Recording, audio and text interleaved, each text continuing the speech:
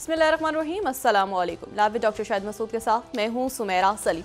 Nazir chief justice Qazi Faez Isa साहब की जानिब से कहा गया है कि अदलिया में कोई मुदाखलत काबिल कबूल नहीं है। उन्होंने जजेस के हवाले से कोई भी मुदाखलत की शिकायत मौसूल नहीं हुई और जो 6 जजेस की जानिब से ख़त लिखा गया था मुदाखलत का, उन्होंने कहा कि ये उनके चीफ जस्टिस बनने से पहले का मामला है। जबकि अहम वजारतों की तैनात के हवाले से वज़ीर आज़म शहबाज शरीफ साहब ने इख्तियारात जो है वज़ीरों, मुशीरों, वज़राए मुमलिकत और सेक्रेटरीज़ के सुपुर्द कर दिए हैं। और सुप्रीम कोर्ट में अदलिया में मुबैना मुदाखलत के मामले पर खुद नोटिस पर समाअत के लिए नया बेंच तश्कील दे दिया गया है। इसके अलावा भी दीगर मौज़ूआत पर आज हम गुफ्तगू करेंगे। स्टूडियो में हमारे साथ मौजूद हैं डॉक्टर शाहिद मसूद। अस्सलाम वालेकुम डॉक्टर साहब। वालेकुम जी, आपको भी डॉक्टर साहब, आज जो है चीफ जस्टिस काजी फ़ाइज़ ईसा साहब की जानिब से कहा गया है कि अदलिया में मुदाखलत जो है काबिल कबूल नहीं है और सुप्रीम कोर्ट में अदलिया में मुबैना मुदाखलत के मामले पर जो आज खुद नोटिस पर समाअत के लिए नया बेंच तश्कील दे दिया गया है। इस हफ्ते समाअत होगी चंद दिनों में और उसमें देखते हैं उसके बाद के मुल्क का सियासी मंजरनामा क्या होता है। लेकिन मैं एक मजमूई सा एक अपनी राय पेश कर सकता हूँ। एक जो खाका इस वक्त है मौजूद मुल्क में, ये 1985 का जिसको मैं कहता हूँ ना एक सिस्टम, वो तो जा चुका है, जा रहा नहीं है, वो जा चुका है। ठीक है। और अब एक ऐसा सिस्टम मौजूद है मुल्क में जहाँ पे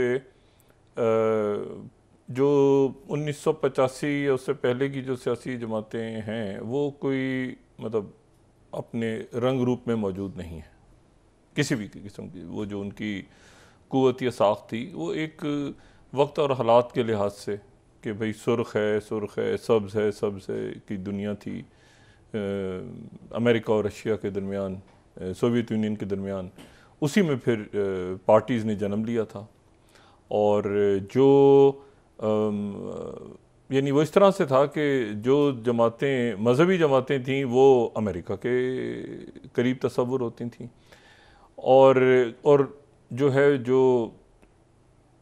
बेदीन किस्म की जमातें थीं, जो लेफ्टिस्ट थे, वो सोवियत यूनियन के करीब तस्वुर होते थे। तो एक ऐसा जो सुर्ख है वाला नारा था तो वो तो उस दौर की है बात सारी, तरक्की पसंद और जो पसंद, ये सारा कुछ, ये कोल्ड वॉर 1.0।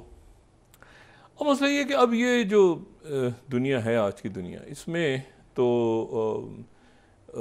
बिल्कुल एक मुख्तलिफ रंग रूप है। यानी right man for the right job वाला हिसाब है। चाहे बादशाहतें हों, मोनार्कीज़ हैं ना बहुत सारे मुल्कों में, लेकिन वहाँ पर आप देखें कि जो शहज़ादे यंग या उनके बाकी लोग हैं उन्होंने अपने मुल्क को तरक्की दे दी है ना। मैं ये नहीं कह रहा कि बादशाहत पाकिस्तान में, मैं आपसे तो कह रहा हूँ कि right man for the right job होना चाहिए। सियासी जमातों के अंदर भी ऐसे ही होना चाहिए आइडियली कि एक आप देखें ना, जैसे अमेरिका में है तो अमेरिका में जो सेक्रेटरी स्टेट है तो उनका एक पूरा बैकग्राउंड होगा, एक डिफेंस सेक्रेटरी है तो उनको पूरा बैकग्राउंड होगा डिफेंस का। हर मुल्क में ऐसे ही होता है। जो तरक्की याफ्ता ममालिक हैं उनमें right man for the right job है। और जमातों के अंदर एक मईशत का ज़बरदस्त आदमी होना चाहिए या एक टीम होनी चाहिए। सियासी जमातों में एक खारजा अमूर के ऊपर, जैसे एक ज़माने में था, वो था, पीपल्स पार्टी में भी था, ये जमात इस्लामी में था, ये मुस्लिम लीग नवाज़ में इस तरह के ग्रुप्स होते थे, एक थॉट प्रोसेस होता था पूरा।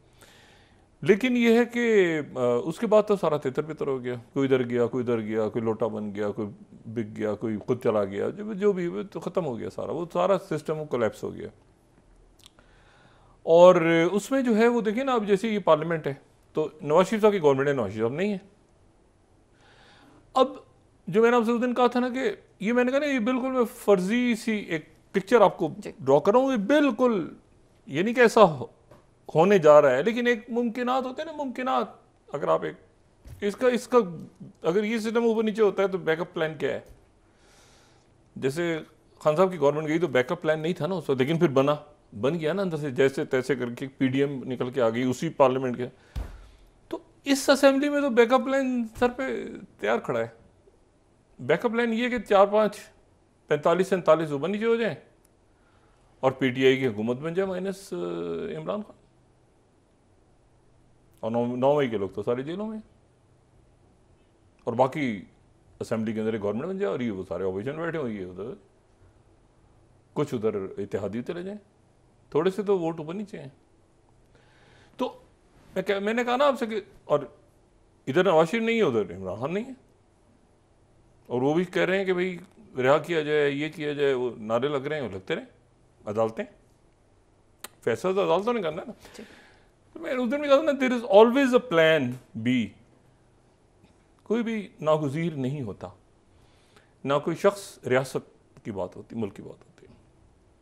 परफॉर्म करेंगे तो करेंगे, नहीं करेंगे। आज आपने देखा जो चीफ जस्टिस फाइज ईसा साहब कराची में उनका जो क़याम रहा है 2-3 दिन का, मेरा ख्याल है कल भी शायद है, मुझे नहीं पता, लेकिन बहरहाल अभी जो तो समातें हुई हैं उसके फैसले अब क्या आते हैं, क्या सिलसिला, लेकिन जो उनके रिमार्क्स आते रहे दरमियान में, कराची से उनके ताल्लुक है, तो कुछ थोड़ा बहुत हमारा भी ताल्लुक कराची से रहा है। तो मैं जब उन्होंने ईरानी होटल और ये सारा तस्करा कर रहे थे पुरानी बिल्डिंग्स का, और कराची कैसा, कराची की सड़कें धुला करती थी, पानी से धुला करती थी, गटर के पानी से नहीं, साफ पानी से धुला करती थी। और कराची जो है वो उसका जो सत्यानाश, सत्यानाश हुआ है पिछले, और ये कराची की बात नहीं हो रही, मुल्क, सारे मुल्क में ही आप अगर देखें ये तुजावजात और ये इसके ऊपर बात की है ना फाइज साहब ने। तो मैं उनके ये सुन रहा था, उनके जो रिमार्क्स हैं, अब ज़ाहिर अदालत में जो लेकिन रिमार्क्स जो हमारे पास आ रहे थे, आप ज़रा जाएं ये सड़कों के ऊपर कराची में यानी गाड़ी गुजरने की जगह इतना मसला हो गया है, और उसमें यानी गवर्नेंस नाम की कोई चीज़ नहीं है। और उन्होंने फाइज़ साहब की ये बहुत अच्छा हुआ कि उन्होंने ये हफ्ता कराची में गुजारा। मैं कराची में मैंने डीजे साइंस कॉलेज से FSC की है, और उस ज़माने में तो जाहिर है कि DJ science college open merit पे बड़ा मुश्किल से ही दाखिले होते थे। आदमजी साइंस कॉलेज था और जो डीजे साइंस कॉलेज था उसके बाद, तो हम लोग जो वॉक करते थे डीजे साइंस कॉलेज से आते थे, और उसके बाद फिर बंस रोड से बस पकड़ते थे, मिनी बस। तो ये कराची उस वक्त एक बिल्कुल मुख्तलिफ, और फिर उसके बाद मेडिकल में भी डॉ मेडिकल और सिंध मेडिकल के दरमियान आप पूरा क्रॉस करते हैं जो पुराना शहर है। अब आप जाएं तो आपको ये समझ ही नहीं आएगा कि वो कराची का हाल क्या हुआ है। और ये जो इन्होंने बात की फाइज साहब ने कि वो तारीख़ी इमारतों को रखा जाए अपनी जगह, और प्लॉट्स को, और ये जो कंक्रीट के जंगल बन गए हैं, कराची एक खूबसूरत शहर, तो कंक्रीट के जंगल बन गए। हमने तो अपने शहरों को कंक्रीट के जंगल बना दिया ना, मतलब है कि दरख्त नहीं होंगे, बस यहाँ पे प्लॉट बना दो, यहाँ पे इमारत खड़ी कर दो, उसको हाउसिंग सोसाइटी बना दो, इसके अलावा तो और कोई काम धंधा किया नहीं है हम लोगों ने। तो ये उसके नतीजे में ये इमारतें जिनको बहुत महफूज जिनको रखा जाना था हैं कराची में, ये नहीं कि कराची में कुछ हैं, लेकिन बहरहाल ये उनके रिमार्क्स बड़े इंपॉर्टेंट है। मैं आपको एक और बात बताऊं कि ये आपको पता है कराची में अमन क्यों है, जब 250-250 ये अदालत का और रियासती अदारों का आइन में रहते हुए, कानून में रहते हुए, इनकी पावर कितनी है। कराची में जब 250-250-300 लाशें रोज़ गिरती थीं, आज कराची में जो ये अमन है, वैसे तो एक सोशल अनरेस्ट की वजह से फिर गुंडागर्दी शुरू हुआ है वहाँ पे, लेकिन उस वक्त आपको पता है क्या हुआ था, उस वक्त कोई जमहूरियत नहीं गई थी। सुप्रीम कोर्ट ऑफ पाकिस्तान ने कराची बदअमनी केस पे सू मॉडल ले लिया था, और इफ्तिखार चौधरी साहब अपनी रफाकत सारी सुप्रीम कोर्ट, मेरा ख्याल है फुल कोर्ट, कराची जाके बैठ गए थे, और कराची जाके बैठ गए थे, और सुबह से लेकर रात तक वो कराची बदअमनी केस सुनते थे, और सारे उन्होंने अदारों को बुला लिया था फाइलों समेत। और फिर उसके बाद उन्होंने कहा था ये आपने करना है, ये करना है, ये करना है, ये करना है, ये करना है, ये करना है, करना है, और इसके बाद ये नहीं होना चाहिए, ये नहीं होना चाहिए, ये नहीं होना। कराची बंद नहीं हुआ उसके बाद, कराची के अंदर फिर रेंजर्स के अख्तियारात, पुलिस के, हुकूमतें कायम रहीं, हुकूमतें मौजूद थीं, कोई जमहूरियत नहीं गई। और उसमें कराची बदअमनी केस जो था, अच्छा फिर उसकी एक और समात हुई, फिर वो गए, फिर अब वो गैर मुअय्यना मुद्दत तक मुलतवी है। कराची बदअमनी केस का फैसला नहीं आया, कराची बदमनी केस की समाअत गैर मुअय्यना मुद्दत तक मुलतवी है। मतलब सुप्रीम कोर्ट अचानक चाहे वो अगले हफ्ते जाके कहे कि ज़रा वो आपको हमने ऑर्डर दिया था ना, पिछली समाअत जो हुई थी सुप्रीम कोर्ट की 2 साल 3 साल पहले, तो यहाँ से ऑर्डर पास करके गए थे, तो कितना इम्प्लीमेंटेशन हुआ उस पर। मैं आपको सिर्फ ये बता रहा हूँ कि रियासती अदारों की पावर कितनी है कि कराची का जो अमन चैन सुकून है ये बदमनी केस की समाअत की वजह से है। तो कितनी इम्प्लीमेंटेशन हुई है और ये क्या हो रहा है, और ये आप ज़रा हमें बताएं। तो अदालतें जो हैं वो बलूचिस्तान हुकूमत फारिग हो गई थी सुप्रीम कोर्ट की। बात यह कि जो गवर्नेंस है ना, गवर्नेंस जिसमें आपका ये इकॉनमी, सिक्योरिटी, फॉरेन पॉलिसी, ये सोशल अनरेस्ट, ये चोरियां चकारियां, ये जो स्मगलिंग और ये सारे मामला, ये अल्टीमेटली यानी पॉलिटिकल फोर्सेस को ही करना चाहिए। लेकिन मसला ये है कि एक बहुत बड़ी चीज़ ऐसी हुई है, देखिए मैं इसका ये जो भी बहस चली ना कि किस शख्सियत का कोई ऑफिसर कहाँ पे होना चाहिए और ये इस्लाम छोड़ा, क्यों होना चाहिए भाई? आप पूरी ब्यूरोक्रेसी क्या पोलिटिसाइज नहीं हो गई इस मुल्क में? क्या पुलिस पोलिटिसाइज नहीं कर दी गई?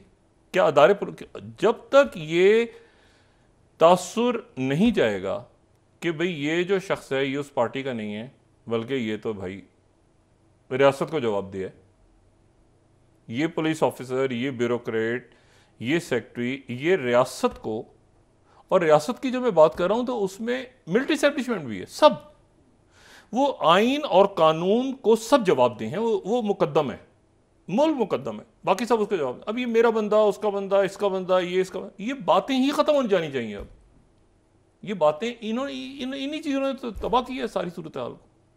वो जी हमारी पसंद का वो बंदा भेजा जाए जी, इस बंदे को निकाला जाए जी, ये चीफ सेक्रेटरी नहीं चाहिए, हमें दूसरा चीफ सेक्रेटरी। क्यों भाई? वो चीफ सेक्रेटरी ने क्या किया? अगर वो आपकी बात नहीं सुनता किसी भी, ये कई बरस से ये मामला चल रहे हैं। तो मसला ये कि अगर हमने अपनी ब्यूरोक्रेसी को पॉलिटिक्स से अलग करना है तो फिर ये ठीक है कि जो है वो मतलब काम होना चाहिए, और काम के ऊपर जो है और लोग कितना अपनी परफॉर्मेंस दिखा रहे हैं। वज़ीर भी ऐसे ही आगे हमें तैयार करने हैं, हमें आगे मुशीर भी ऐसे तैयार करने हैं, अपने अपने शोबों के मास्टर, ऐसे ही पुलिस सर्विस के लोग भी होने चाहिए।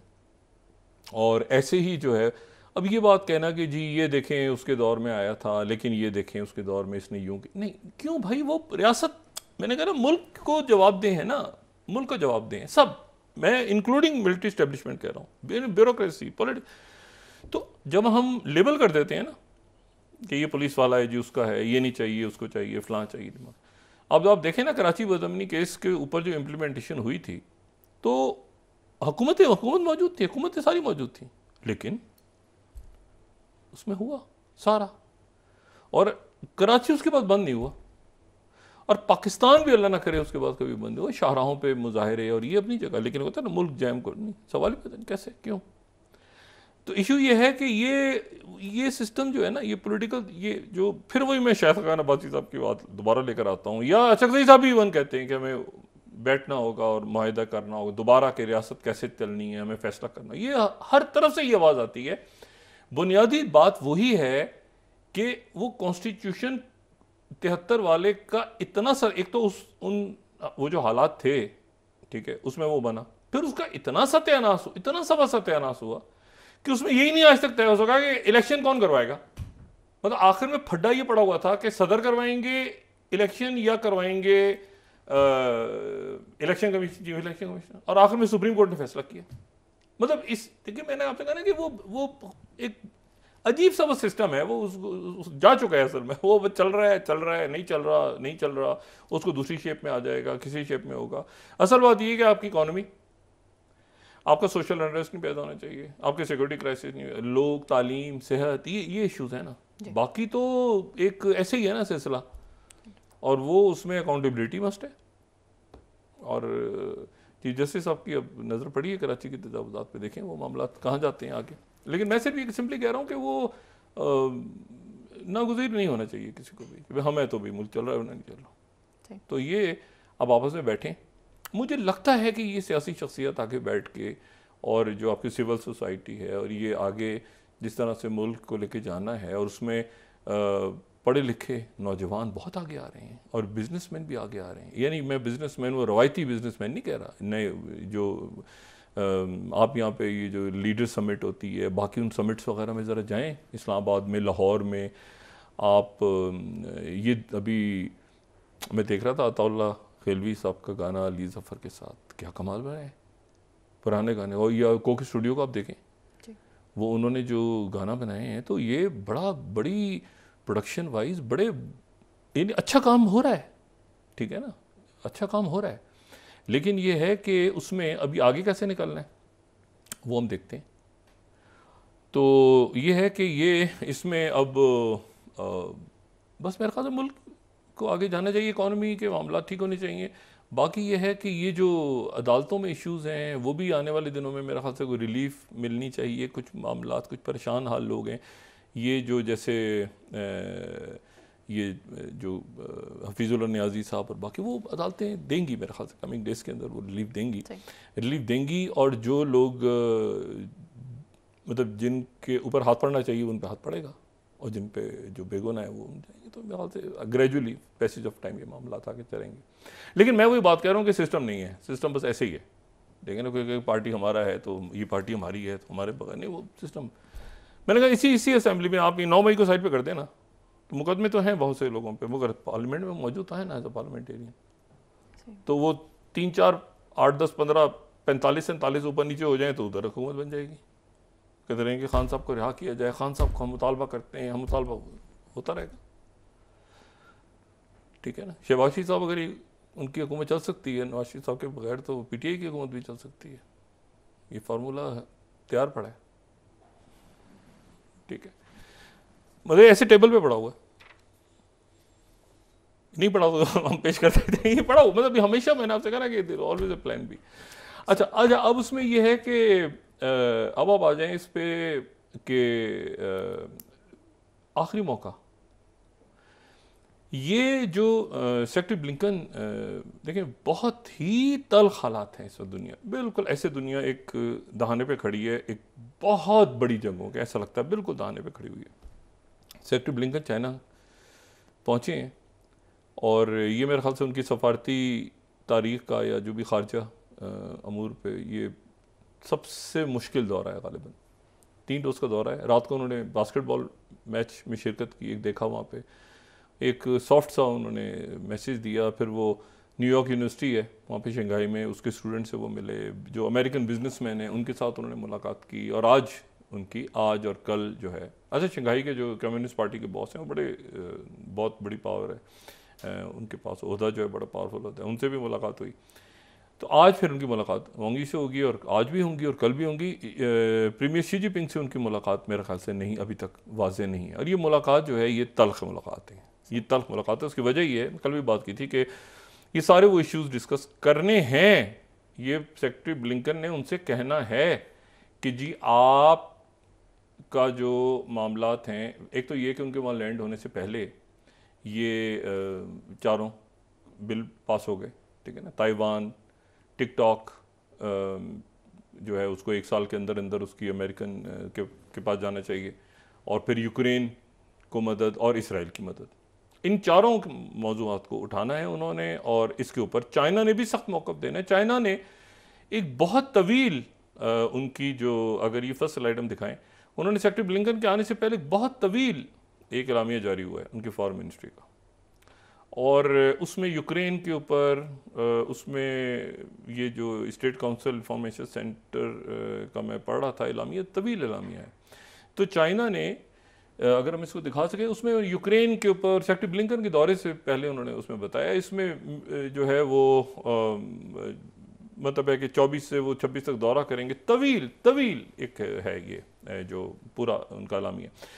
और इसमें जो है यूक्रेन का भी जिक्र है, इसमें ये कि ट्रेड वॉर का भी जिक्र है, इसमें ये है कि ताल्लुकात कैसे थे, कई 7, 8, 10 इसमें पॉइंट्स हैं बहुत सारे। और फिर उसमें ये है कि ये मतलब बताया हुआ है कि सेक्रेटरी ब्लिंकन ने प्रीमियर शी जिनपिंग की मुलाकात हुई थी सैन फ्रांसिस्को के करीब प्रेसिडेंट बाइडेन से, उसमें तय हुआ था, ये हुआ था, पूरा लिखा हुआ। और उसमें ख़ास तौर पे यूक्रेन की बात भी है, और फिर ये फ़लस्तीन की बात है।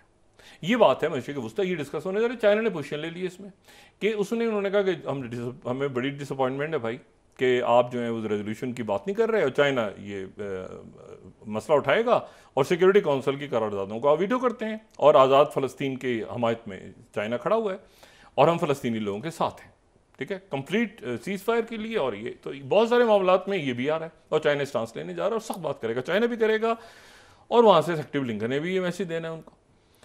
अच्छा, ये जो, और उसमें ट्रेड का भी मामला उसमें, ठीक है ना, ताइवान का सेमीकंडक्टर, एडवांस सेमीकंडक्टर्स और चिप्स और ये पाबंदियां लग रही हैं बहुत सारे, यानी जो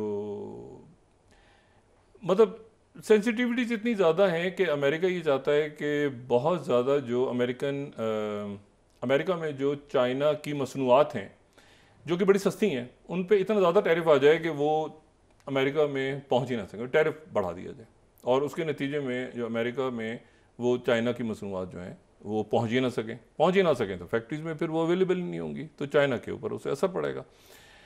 अच्छा, अब इसमें जो है ये तो अब देखते हैं कि ये इसका क्या नतीजा सामने आता है, लेकिन इसका बराह रास्त असर पड़ने जा रहा है 2-3 मामला में, जिस सबसे ज़्यादा खौफनाक मामला जो है और जो मज़ीद खुरेजी की तरफ, वो है गज़ा। और गज़ा में जो है वो सूरत हाल ये है कि वहाँ से जो मतलब जो नकल ब्रिगेड थी उसको तो बुला लिया है वापस नेतन्याहू हुकूमत ने, और वहाँ पे दूसरी दो ब्रिगेड्स वहाँ पे उन्होंने भेजने का ऐलान कर दिया, यफ्ता और करमेली। और ये जो 2 ब्रिगेड्स हैं ये बड़ी ब्रिगेड्स हैं, और ये तमाम गज़ा और ख़ास तौर पे रफ़ा में भरपूर फ़ौजी ऑपरेशन करने के लिए तैयार हैं, और इन्होंने कहा है कि हम इंतज़ार कर रहे हैं नेतन्याहू के इशारे का, और उसके बाद हम गज़ा में और रफ़ा के इलाके में हम मुकम्मल, जिसमें 6-7 इनकी जो बात है इनकी 6 हफ्ते, 8 हफ्ते, 10 हफ्ते, 1 साल, ये वो सब लग सकता है। अच्छा, एक बात मैं बात भूल गया कि जैसे ही ये जब ये पहुँचे हैं वहाँ पे सेक्रेटरी ब्लिंकन, तो साथ ही CNN ने वहाँ पे जो है वो सैटेलाइट इमेजेस जारी कर दी हैं। और सैटेलाइट इमेजेस जो हैं वो ये बता रही हैं कि जी ये जो एक जहाज़ जो रशिया का जिस पे सैंक्शंस थी, वो जहाज़ जो है वो नॉर्थ कोरिया और रशिया के दरमियान वेपन्स लेके किया है। कोई आप समझें 1 साल के अंदर कोई 11 दफ़ा वो जो जहाज़ है वो रशिया, जो बहरी जहाज़ है वो रशिया और नॉर्थ कोरिया के दरमियान वो एक जगह से दूसरी जगह, और वो इस वक्त चाइना की बंदरगाह पे खड़ा है। अच्छा, नॉर्थ कोरिया और रशिया बहुत दूर नहीं है, नॉर्थ कोरिया और रशिया बिल्कुल पास पास हैं, ठीक है ना, बिल्कुल साथ साथ हैं। मतलब नॉर्थ कोरिया और रशिया जो है वो, रशिया का जो मशरिक है वो नॉर्थ कोरिया है, ठीक है ना। हम तो इस तरफ से देखते हैं ना, यूरोप की तरफ, उधर से देखें तो रशिया जो है वो साथ है नॉर्थ कोरिया के। हम तो इस तरफ से देखते हैं ना, यूरोप यूक्रेन की तरफ से देखते हैं ना, हम उसको दूसरी तरफ से देखें तो रशिया नॉर्थ कोरिया के साथ है। और ट्रेन में बैठ के गए थे ना वो जब दौरे हुए थे इधर के, नॉर्थ कोरिया रशिया इधर उधर, तो ट्रेन में तो ये साथ है, ठीक है ना, कि सरहदें भी मिलती हैं और ये साथ साथ हैं। अब जो इसमें इंटरेस्टिंग बात है वो इसमें ये है कि जो तो मतलब ऐसा नहीं है कि वो जहाज़ उधर से उधर गया है तो कोई दुनिया के समंदर पार करके गया, वो 5 मिनट में 10 मिनट या आधा घंटा उधर से उधर, मतलब साथ साथ ही है ना बंदरगाहें बिल्कुल। तो इश्यूज में ये सारा। अच्छा, वो जो सेक्रेटरी ब्लिंकन आए हैं चाइना, तो ये भी ध्यान में रखेंगे वो वहाँ से आए हैं, यानी बहलुकाहे से आए हैं क्रॉस करके। उनका जो जहाज़ है वो रशिया का, और इधर से ताइवान है और इधर से रशिया है, और फिर वो चाइना उतरे हैं जाके, एक तरफ रशिया है इधर ताइवान है, दरमियान में से उनका जहाज़, वो भी उधर से ही आए हैं। वो अलास्का की जमी हुई जो झीलें हैं ना, उनके ऊपर जो जहाज़ परवास करते हैं, उधर से आया है जहाज़ उनका, यहाँ से नहीं आता। अगर कभी अमेरिकन ने चाइना जाना हो तो वो पूरी दुनिया क्रॉस करके यूँ तो वहाँ से आ जाते हैं। अच्छा, एनीवे, तो वो जो है वो तो अब इसमें इशू क्या है? इशू ये है कि क्या ये जंग बहुत बड़ी होने जा रही है या कोई आखिरी मौका है अभी तक बातचीत का? अच्छा, इसमें जो है ये बारबरा लीफ हैं। बारबरा लीफ जो हैं ये असिस्टेंट सेक्रेटरी फॉर स्टेट हैं नियर ईस्ट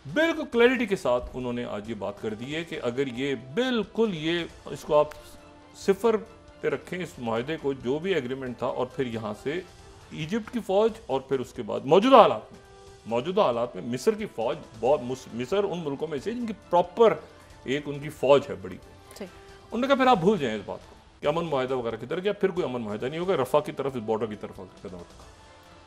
ये इसराइल को भी पता है कि भाई उधर से हिजबुल्लाह, इधर से ये सारा जो है, इधर से ही हमास तैयार बैठी है। अब ये जो बात है उसमें यह है कि हतमी इंतज़ार हो रहा है कि या सिनवर क्या कहते हैं, क्या वो इस पे तैयार होते हैं, नहीं होते, उनको मनाने की कोशिश हो रही है। ये बैकडोर डिप्लोमेसी इस वक्त अरूज पे है।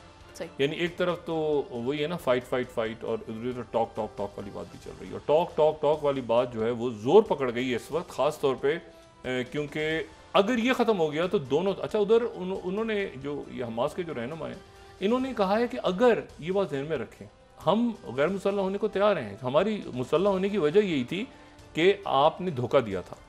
फिर उन्होंने कहा कि अगर जंग की बात आ गई तो अगले 5 साल तक हम सिर्फ हमास लड़ने को की पोजीशन में है, बाकियों को भूल जाएं आप, सिर्फ हमास इस पोजीशन में है कि हमास अकेली लड़ सकती है। तो ये एक दोनों तरफ से बहुत ज़्यादा मामलात इस वक्त तलखी पे जाने के साथ ही फिर अमेरिका का बयान, हमास का बयान, ये जो बयान आया है इसको काफ़ी मुल्कों की इसमें चाइना भी वही बात कर रहा है, 2 स्टेट सोल्यूशन, रशिया भी वही बात कर रहा है, सऊदी अरेबिया भी वही बात कर रहा है, अब हमास ने भी वही बात की है, इजिप्ट भी वही बात कर रहा है। लेकिन इसमें यह है कि 2 रियासती हल और जंगबंदी फौरी, और उसके साथ ही इमदाद। देखें ना, $1 बिलियन अमेरिका ने अलग से इमदाद के लिए भी दिए हैं। गजा की ये जो कल हुआ है उसमें $1 बिलियन उन्होंने गजा की एड के लिए भी रखे हैं। तो इशू ये सारा कि वो एड क्या इसराइल के थ्रू जाएगी? भाई वो एड जो है अक़वाम मुत्तहिदा के थ्रू जाएगी, अरब ममालिक के थ्रू जाएगी, वो उनके साथ जो उनकी इंसानी हकूक़ की तंजीमें उनके थ्रू जाएगी, वो आप इसराइलियों को तो नहीं देंगे, नेतन्याहू को देंगे एड के, तुम लेके जाओ। तो बात ये है कि इस मामले ने आगे बढ़ना, ये आखिरी मौका है, और देखते हैं कि ये जंगबंदी होती है, कत्लेआम रुकता है, या ये मामला मजीद खूनरेज़ी या बड़ी खूनरेज़ी की तरफ जाता है। जी नाज़रीन, वापस आते हैं एक छोटे से ब्रेक के बाद।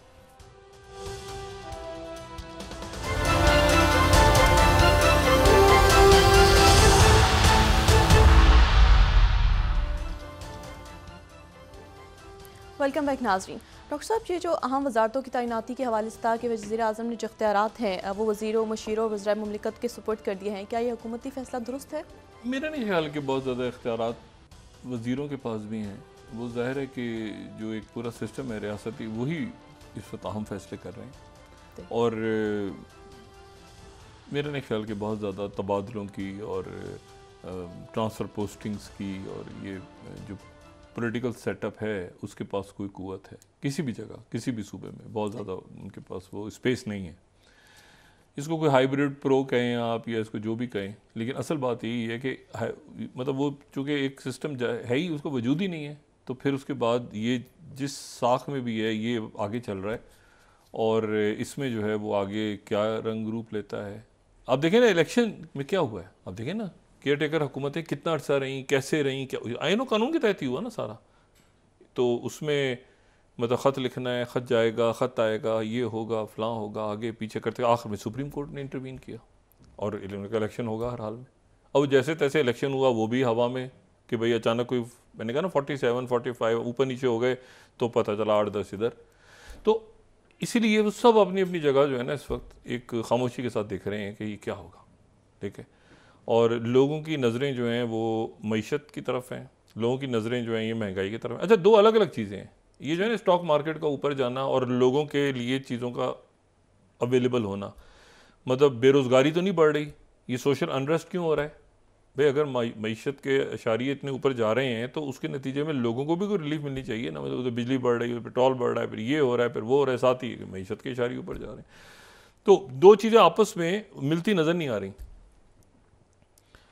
तो बात ये है सारी कि ये अब ये इश्यूज़ हैं, और आज जो ये जो कस्टम ऑफिसर्स को निशाना बनाया गया है चंद रोज़ पहले, ये देखना है इसके पीछे क्या, मतलब बहुत जो है ना जो सिक्योरिटी के हालात और ये बाकी ये मेजर इश्यूज़ हैं, और ये बड़े फैसले आपने करने हैं। ख़ासतौर पर उसको जब दुनिया पूरा एक टेक्टोनिक शिफ्ट आ रहा है पूरी दुनिया में कि भाई किस तरफ से जाना है, कैसे मामला तय करने हैं। मतलब मिसाल के तौर पर आप ये देखें ना कि अगर ये एप्लीकेशंस ही अगर सिक्योरिटी कंसर्न बनने जा रही हैं आने वाले दिनों में, तो फिर यानी टिकटॉक अगर सिक्योरिटी कंसर्न बनने जा रहा है और इंटरनेट जो ये सारे मामला 5G और ये सारे, तो फिर दुनिया जो है उसने बड़े अहम मजबूत फैसले करने हैं कि भाई इस वक्त जो है वो हमने दरमियान में रहना है, एक तरफ जाना है, दोनों तरफ जाना है, किस तरह से मज़ीद जंगों से, और नए नए पावर सेंटर्स निकल के सामने आ गए हैं। जैसे आप देखें ना रेड सी में, किसी ने सोचा भी नहीं होगा कि यमन एक इतना बड़ा, आज से 10 साल पहले जब ये खाना जंगी शुरू हुई थी, ये सोचा भी नहीं होगा कि यमन एक इतना ऐसी जगह बन जाएगी जो पूरे के पूरे दुनिया के शिपिंग लेन्स को रोकने की पावर उनके पास होगी। तो इसलिए ये सीज़ फायर करवाना दुनिया के, ये आप छोड़, वो तो जो शहीद हुए बेगुनाह बच्चे, उनकी लाशें रोज़ अब वहाँ से जनाब वो इज्तिमाई कब्रें निकल रही हैं। वैसे कब्रें क्या, वो ऐसी पड़े हुए हैं लाशें सड़कों के ऊपर। तो वो नेतन्याहू इससे भी तो डर रहा है ना कि भाई वो भी कोई गारंटी ले रहा होगा कि मैं जंगी जराइम में ना पकड़ा जाऊँ, ये ना पकड़ा। लेकिन ये है कि ये अब ये मामला ख़राब हो जाएंगे, ठीक है ना। मैंने आपसे इसीलिए कहा कि कहीं खामोशी के साथ पूरी कोशिश हो रही है कि ये मामला सबके हाथ से ना निकल जाए। और ये अब आखिरी मौका है, अगर ये रफ़ा पे ऑपरेशन शुरू होगा तो फिर तो आप मतलब फिर तो हर तरफ से गोलाबारी शुरू होगी ना इराक़ पे, इस पे इसराइल पे, इराक़ से, सीरिया से, लेबनान से, हूतीज़, अरब ममालिक क्या करते हैं क्या नहीं, फिर तो वो बिल्कुल रीजन एक अलाव बन जाएगा। उसको कैसे अब रोका जाए ये देखना है कि उसको रोकने के लिए ये जो बयान सामने आए हैं। और मैं अभी ये देख रहा हूँ, ये ब्रेक कर रहे हैं ख़बर, अगर 15वीं स्लाइड अभी जो मैंने बनवाई है, ये हारिस वाले ब्रेक कर रहे हैं कि इसराइली वॉर कैबिनेट डिस्कसेस गज़ा टॉक रिन्यूअल। अच्छा जी, ये इसका मतलब है कि कैबिनेट का इजलास शुरू हो गया है और ये टॉक्स को अरसर 9 और वहाँ पे हॉस्टेज डील के लिए मुजाहरे हो रहे हैं। लेकिन ये ऊपर की जो बात है ना कि गज़ा टॉक्स रिन्यूअल, यानी दोबारा, अब हमास ने तो कह दिया ना, अब हमास ने कह दिया, बाकी लोगों ने कह दिया, इधर कह दिया, उधर कह दिया, तो भाई अब इसराइल की काबीना दोबारा मुज़ाकरात शुरू करने के ऊपर जो है वो उनका इजलास शुरू हो गया। यानी इससे पहले ये आ रहा था कि रफ़ा के अंदर, ये अब से 1 घंटा पहले तक ये था कि रफ़ा के ऊपर जो है वो जारी है। लेकिन मैंने आपसे पहले कहा ना कि 3, 4 ये 5 चीज़ें ऐसी हुई हैं। ये उन्होंने वीडियो जारी की है, अब एक हम ये जो उनके कब्ज़े में है, हमास के कब्ज़े में बंदा, उसकी एक वीडियो जारी की है, खुदा का वास्ता है ऑपरेशन मत करना, और ये उनके हमास के पास है, तो ऑपरेशन मत करना, मैं सबसे आगे जो है मैं फ्रंट उस पर हूँ। तो मामला बड़े कशीद, और इस वक्त ये जो बात की है हमास ने, देखें ना, हमास ने पब्लिकली बात कह दी है, और वो ये वही बात है असल में कि वो ये देखें बाज़ दफ़ा तारीख, और फिर उन्होंने जो बात की है ना हमास के इंटरव्यू, वो कहते हैं कि बात बताएं हमें कि हम दहशतगर्द हैं, ये है वो है, सारी ये जो इनके लोग हैं, ये सारे फ़लस्तीनी रियासत का ऐलान होता है तो ये अपने आप को कानून के हवाले करने पे तैयार हैं। मतलब इनको वो नहीं है कि हमें कोई सज़ाए मौत हो जाएगी, तो ये सारे फंदे पे झूमने को तैयार हैं। ये कहते हैं कि फ़लस्तीनी रियासत का ऐलान हो जाए। ये एक बड़ा, ये वो नेतन्याहू नहीं है कि मुझे जंगी जराइम से बचाओ, मुझे पकड़ो, ना पकड़ना, मैं भाग जाऊँ, मुझे कोई पनाह दे दो। ये वो है, ये कहते हैं फ़लस्तीनी रियासत का ऐलान कर दें आप, और हम ये सब लाइन से फंदों पे लगा दें हमें। तो बात यह है कि ये कहते हैं, उनका ये कहना है कि भाई अगर ये हमास ये ना बनती, अगर आप ये 2 रियासती हल जो आपने बताया था, और आज उन्होंने ये भी बात की, उन्होंने ये कहा है हमास की तरफ से जो बात हुई, इसके बाद ये सर पकड़ के बैठना पड़ा है ना इनको। हमास जो बात कह, वो कह रहे हैं कि आप ये बताएं कि ये इसमें गारंटर कौन था। इसमें तो दुनिया गारंटर थी ना, इसमें दुनिया गारंटर थी। उन्होंने कहा था कि ये, और हमने उस वक्त, फिर उसके बाद जब ये पहली इंतिफादा, फिर दूसरी इंतिफादा, फिर ये, फिर आगे पीछे, तो उसमें बताएं कि अगर हम ना उठाते असलहा, और दुनिया की फिर तारीख उन्होंने गिनवाई है कि यहाँ मुझे हमें बताएं कि किस मतलब क्या आज़ादी के लिए लोगों ने जंगें नहीं लड़ी, लातीनी अमेरिका से लेके और यूरोप में और एशिया के अंदर तारीख़ उठा के आप देखें, क्या लोगों ने आज़ादी के लिए जंगें नहीं लड़ी। तो हमने भी एक जंग लड़ी है, तो उसके अंदर अगर हमें आप आज़ाद रियासत का ऐलान करते हैं तो सज़ाएँ दे दें, हम अब हथियार फेंकते हैं, हमें सज़ाएँ दे दें, ऐलान कर दें। अब ये अच्छा, ये एक ऐसी बात है जिसके ऊपर जो है ना, जिसके ऊपर सब रुक गए हैं सारे एक दफ़े कि एक मिनट ठहर जाओ, यहाँ हमास यहाँ तक आ गई है ना, तो अब वो बैठ गए। अच्छा, अमेरिका ने साथी वो उनका ऐलान होना, अमेरिका का ऐलान होना 18 मुल्कों की तरफ से ऐलान हुआ है, 18 मुल्कों की मुश्तरका स्टेटमेंट की जी फौरी तौर पे, यानी शो वो यही कर रहे हैं कि जैसे हमास कि भाई हमास सीज़ फायर करे लेकिन साथ ही यरगमाली छोड़े और फिर उसके बाद एक लंबा सीज़ फायर हो, लंबा सीज़ फायर। अच्छा, वो लंबा सीज़ फायर जो ये कह रहे हैं, हमास वाले कह रहे हैं, वो तो कह रहे हैं हमारी तरफ से 5 साल का रख लें, आप 5 साल का कर लें आप। इस दौरान तमाम जो क्योंकि कतर देखें, कतर को आप दरमियान में से निकालें, कतर ने तामीर करनी है वहाँ पे, यूएई ने तामीर करनी है, सऊदी अरब ने तामीर, इन मुल्कों ने तामीर करनी है वहाँ की गज़ा की। तो ये इन मुल्कों को बाहर रख के आप फैसला नहीं कर सकते, जो कि उनका मुतालबा था नेतन्याहू का। तो ये मुल्क जो हैं कतर, ये सारे मुल्क उसमें इन्वॉल्व हों, और वो कहते हैं 5 साल के लिए, ये कह रहे हैं 200 दिन 300 दिन के लिए, फिर हम देखेंगे हालात आगे पीछे दाएं बाएं। लेकिन इंपॉर्टेंट बात यह है कि इसराइली काबीना का इजलास शुरू हो गया है रिन्यूअल और टॉक्स के लिए, तो ये बात बड़ी इंपॉर्टेंट है। और इसी दौरान हमने ये भी देखना है कि वहाँ पर ये यूक्रेन की जंग जो है ना, ये इसका भी कोई ना कोई फार्मूला निकालना पड़ेगा प्रेसिडेंट बाइडेन को, नहीं तो ये यूरोप को निकालना पड़ेगा। ये बहुत टर्मोइल, बहुत इसमें ये जो है ना, मतलब है कि ओ भाई नेटो एक्सपेंशन, इसका कोई तुक, मैंने आपसे कहा ना, ये मिलिट्री इंडस्ट्रियल कॉम्प्लेक्सेस जो बने हुए हैं ना, जिनको चाहिए होती हैं जंगें, और आपको बताऊँ फार्मास्यूटिकल कंपनीज भी इनका हिस्सा होती हैं, क्योंकि असला जब इस्तेमाल होता है तो ज़ख्मी भी तो होते हैं ना, दवाइयाँ और अस्पताल भी तो चलते हैं ना। तो ये पूरा एक बड़ा एक अजीब सा नेक्सस है दुनिया में, लेकिन टेक्नोलॉजी भी उसमें सारा कुछ है। लेकिन ये कि बहरहाल ये इस जंग को भी कहीं रुकना चाहिए, ये जो यूक्रेन का भी कोई फार्मूला सामने आना चाहिए। और इसका फार्मूला क्या है, ये तो जहरियत रोकें ना, पहले तो जहरियत कत्लेआम रोकें, फिर उसके बाद जो फार्मूला करना है करें डिस्कस, पहले कत्लेआम को रोकें, सीज़ फायर करवाएं पहले। तो देखें कल तक क्या खबर आती है, लेकिन मेरा ख्याल है कि आखिरी मौका है, अगर ये रफाक की तरफ बढ़े तो फिर मामलात बहुत ज़्यादा ख़राब हो जाएंगे। जी बहुत शुक्रिया डॉक्टर साहब। नाज़रीन, इसके साथ ही आज का प्रोग्राम अपने इख्तिताम को पहुंचा। मुझे सुमेरा सलीम को इजाज़त दीजिए। अल्लाह निगहबान। जी डॉक्टर साहब, अपने दोस्तों रिश्तेदारों के नवाह के लोगों का सब ख्याल रखिएगा। अल्लाह हाफ़िज़।